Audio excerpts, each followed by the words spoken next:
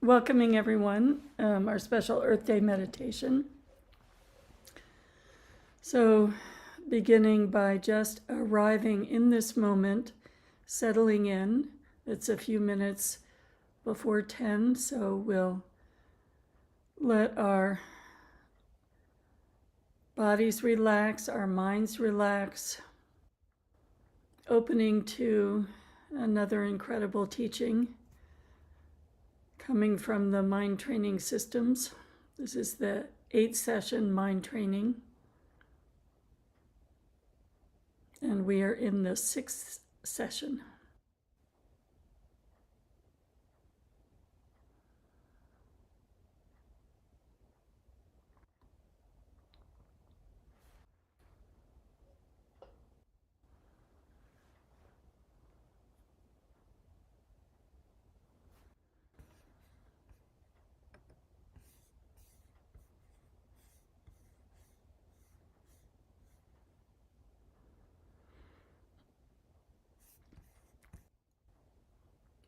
So we'll begin as usual with opening prayers. And Colleen, would you be willing to be the Umse this morning and read the prayers? Yes. Thank you.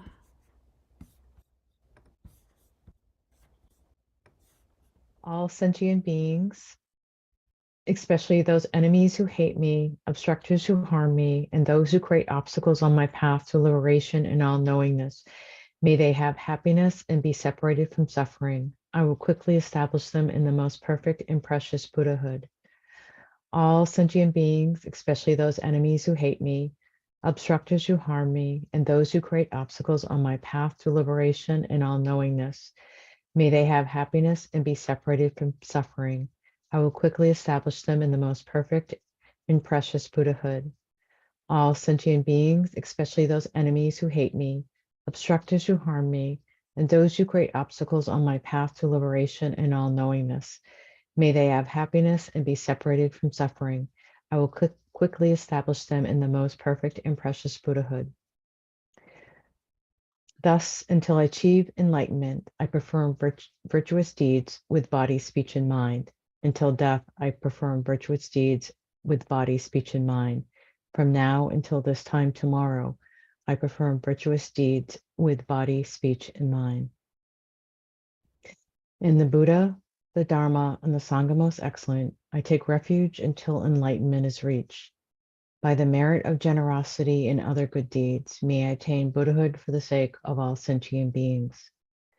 In the Buddha, the Dharma, and the Sangha most excellent, I take refuge until enlightenment is reached. By the merit of generosity and other good deeds, may I attain Buddhahood for the sake of all sentient beings. In the Buddha, the Dharma, and the Sangha most excellent, I take refuge until enlightenment is reached. By the merit of generosity and other good deeds, may I attain Buddhahood for the sake of all sentient beings. As earth and the other elements, together with space, eternally provide sustenance in many ways for the countless sentient beings, so may I become sustenance in every way for sentient beings, to the limits of space until all have attained nirvana. As the Sugatas of old gave birth to the bodhicitta and progressively established themselves in the training of the bodhisattva, so I too, for the benefit of beings, shall give birth to that bodhicitta and progressively train myself in that discipline. At this moment, my life has become fruitful. I've realized my human life. Today, I am born into the family of the Buddhas. Now I am child of the Buddhas. From now on, I will forthrightly perform the actions befitting my family. I will act so as not to degrade the faultlessness and discipline of my family. Just as with a blind man finding a jewel in a heap of dust, thus somehow bodhicitta has been born in me. This is the supreme Amrita which destroys death, the inexhaustible treasure which removes the world's poverty. It is supreme medicine which cures the world's sickness, the tree which provides rest for beings weary of wandering on the paths of existence. It is a universal bridge on which all travelers may pass over the lower realms. the rising moon of mind which dispels the torment of the kleshas. It is the great sun which puts an end to obscurity of ignorance. It is the pure butter which comes from churning the milk of the holy Dharma. For travelers wandering the paths of existence, seeking happiness from objects of enjoyment, it is supreme bliss near at hand. The great feast which satisfies sentient beings, today witnessed by all protectors, I welcome the sentient beings and Sugatas, Devas and Asuras rejoice. May all mother sentient beings, boundless as the sky, have happiness in the causes of happiness. May they be liberated from suffering in the causes of suffering. May they never be separated from the happiness which is free from sorrow. May they rest in equanimity, free from attachment and aversion. May all mother sentient beings, boundless as the sky, have happiness in the causes of happiness. May they be liberated from suffering in the causes of suffering. May they never be separated from the happiness which is free from sorrow. May they rest in equanimity, free from attachment and aversion. May all mother sentient beings, boundless as the sky, have happiness in the causes of happiness. May they be liberated from suffering in the causes of suffering. May they never be separated from the happiness which is free from sorrow. May they rest in equanimity, free from attachment and aversion. Thank you. And so today we are going to go very deeply into the first verse of the Bodhisattva prayer. As earth and the other elements, together with space, eternally provide sustenance in many ways for the countless sentient beings, so may I become sustenance in every way for sentient beings to the limits of space until all have attained nirvana. So this verse from Shantideva is so often quoted and so important that it is also quoted in this sixth session of the mind training, which has been a training in how to offer the body. And now, coinciding with Earth Day, we're going to do a guided meditation in which we actually become the earth. So I know we often look to indigenous teaching to retrain our minds to think about our earth in a different way, and we think of earth being our mother and the mountains being the bones of our ancestors, and that helps us connect to the earth not being separate. But this meditation takes us even deeper. Imagine you're on the beach and you're picking up a grain of sand, and when it's in your hand, right on the palm of your hand, it's a grain of sand. But when you drop it back onto the beach, it's the beach, the earth. So we actually are like those grain of sand. It's a matter of perspective. When we think of our body as being individual, we construct a self. But when we look at the earth from the perspective, let's say, of the outer space, then all of these beings that think they're individual are just simply the earth. There's no understanding of a separation. Similarly, if we were to prick our fingers and a drop of blood were to fall into the ocean, while it's still connected to our finger, it would seem like blood. But when it dropped into the ocean, it would dissolve so quickly that it would be the ocean or the river. We breathe in the air. When it's outside of us, it's air. When it's inside our bodies, it's breath, it's our lungs. We have this artificial separation of outside and inside. So let's really look at a literal understanding, may I become sustenance in just the same way that the earth is sustenance.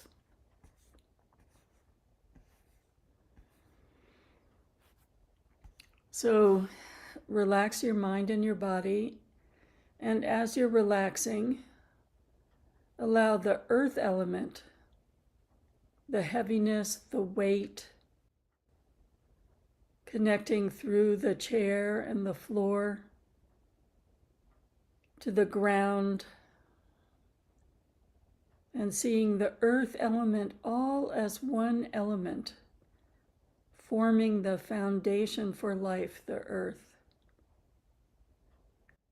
And allow that earth element of your body to completely dissolve into the bigger vision of the earth.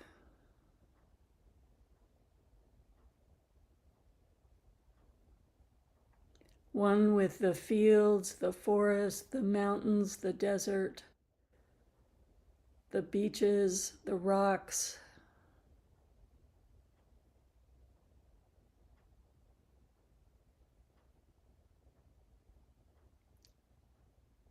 Then the moisture of your body, the bloods, the fluids, the saliva, the sweat,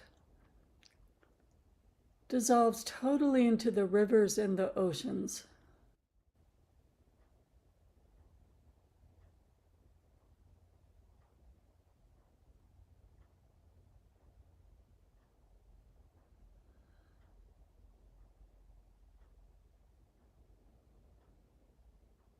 Moving to the heat element, the fire element, the warmth, the inner warmth, the hot flashes, the fevers, merging with the volcanoes, the core of the earth, the geothermal heat, our inner heat inseparable from the earth's inner heat.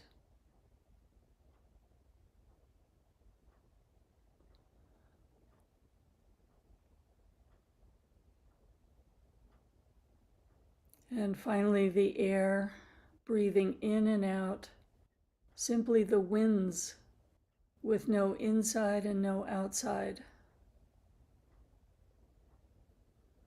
The winds that swirl through the atmosphere, all that light freshness. No longer my breath, but the air of the planet. And let's take a little moment here to fully dissolve all of our elements, merging. Not our mother, the earth, but simply the earth.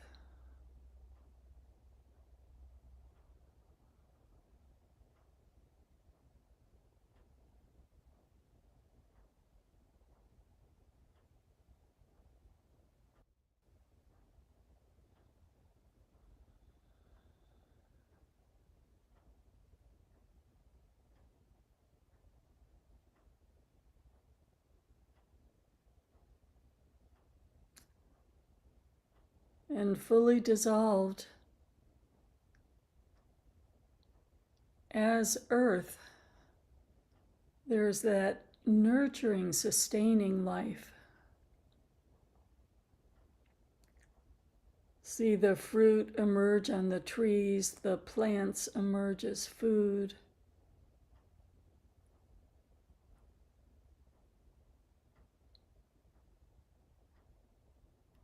No longer separated in any way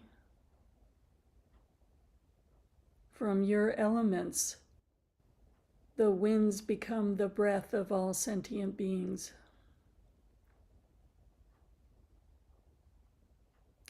The waters become the pure drinking water, sustaining life.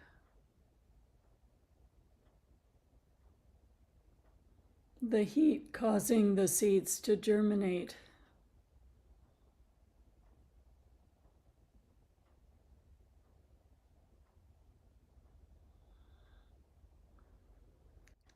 See all the different kinds of beings that the elements of your body are offering sustenance to. Plants, animals, insects, birds, fish.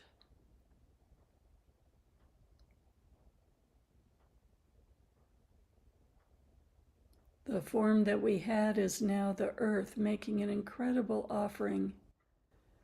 Whatever is needed to sustain life is freely offered and received.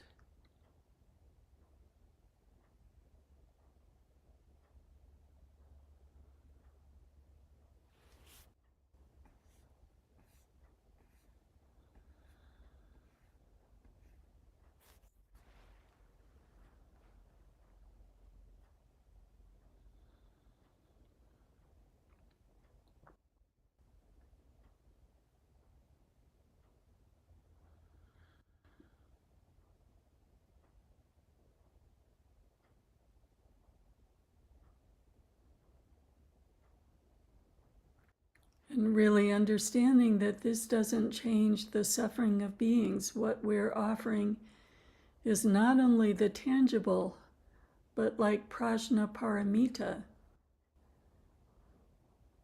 This tangible is offered so that all the sentient beings in all the different realms can take on the Dharma path. So now we offer the roots of all the merit we've accumulated, all our virtues, and we allow the beings to shed any negative karma they have and let that be absorbed into the earth, into the water, burned in the fire. We freely take that into our elements and freely offer all the virtues and blessings so that we see each and every individual being, all the little squirrels alive running around in the forest, all the little ants and worms that are loosening the soil this time of year, all the endangered animals, the whales. All their karma and suffering is dropping away as they take on the blessings that allow them to receive the Dharma. All those beings in the war zones, the famine zones, their karma is shed into the receptivity of the earth and the fire and the water. We have the capacity of absorbing all of that and offering all that is needed, blessings and merit and virtue. So we see each and every being becoming released. Release from their suffering. But liberation is not fully entering into the Dharmakaya. So we see this earth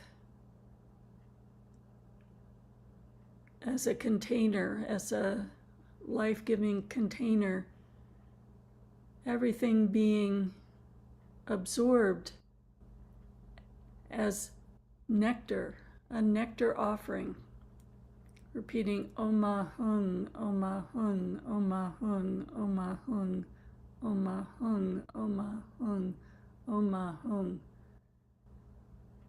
This container holding all the three realms becomes an ocean of nectar, and all the Buddhas and Bodhisattvas open their hearts, and streams of nectar, streams of wisdom nectar, join the Amrita, the nectar of the container of the earth, And all of this is offered to the Buddhas and Bodhisattvas and all sentient beings who become one with the Dharmakaya, one with the realization, not simple liberation, not simple nirvana, but a complete release into the Dharmakaya with no boundaries, no place.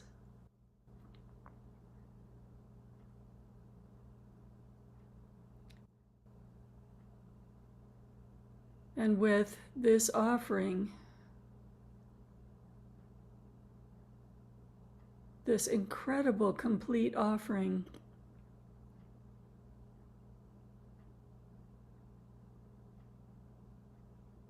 having been received, there's no longer a container, no longer elements.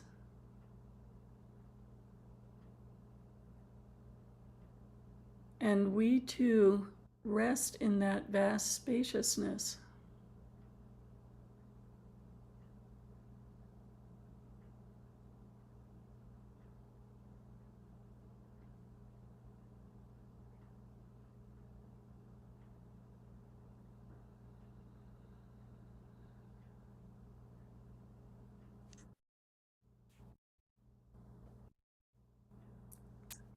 And let's rest here.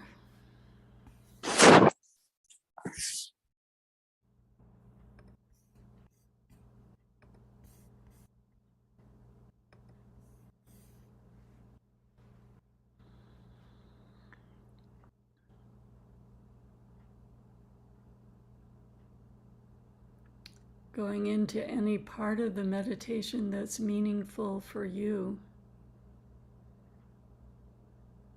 And really seeing the offering aspect, the generosity aspect.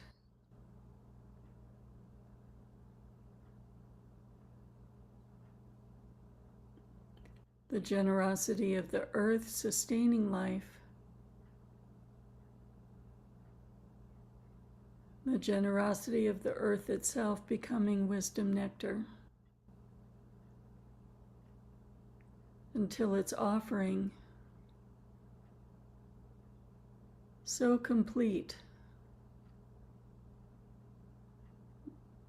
that there's only the Dharmakaya.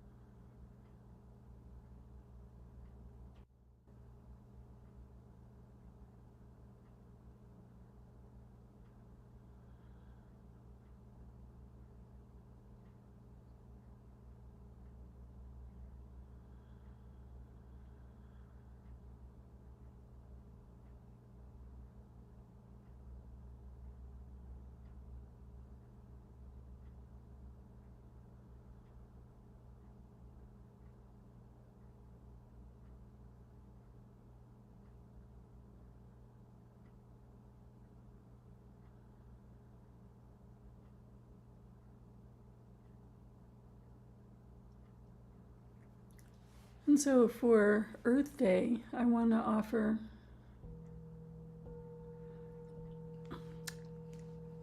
a perspective, a Dharma perspective. So again, when we were talking about the big picture, if I were to pick up a handful of sand from the beach and put it in my palm, I could see the grains of sand. And then dropping it back down, it would become the earth again. So it's a matter of perspective. We think we are separate from each other and separate from the earth. But from outer space, it's all just the earth. So when we think of the Dharma perspective of the earth arising and sentient beings arising, it has to do with great compassion. And that the great compassion of the bodhisattvas, the Buddhas and bodhisattvas, hear the cry of suffering beings. And so a world arises so that those suffering beings have the opportunity to grow in wisdom, to shed their negative karma, to encounter the Dharma, and meet the nature of their mind. And this happens over and over and over again. So yes, the earth is changing. Yes, we have responsibilities to do whatever we can. But from the bigger picture, we have our bodhisattva responsibilities and suffering beings. And that transcends fear.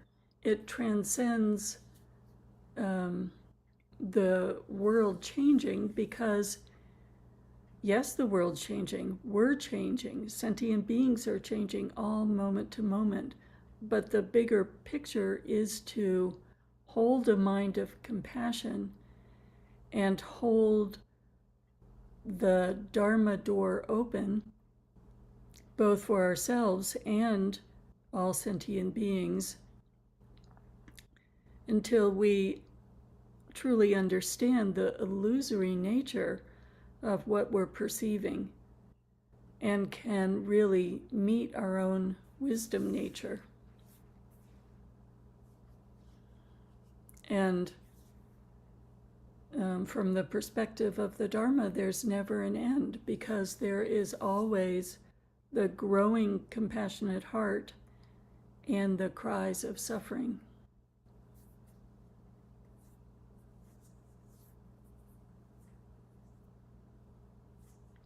So this is quite an incredible mind training system, becoming the earth, so we can truly offer in such a complete and whole way. So I'm going to give a quick dedication, and we'll let go of the YouTube folks and move into some breakout rooms to discuss your thoughts about this meditation, particularly in relation to how we are maintaining courage and compassion as we live in these times. Bodhicitta, excellent and precious mind, where it is unborn may it arise, where it is born may it not decline, but ever increase higher and higher.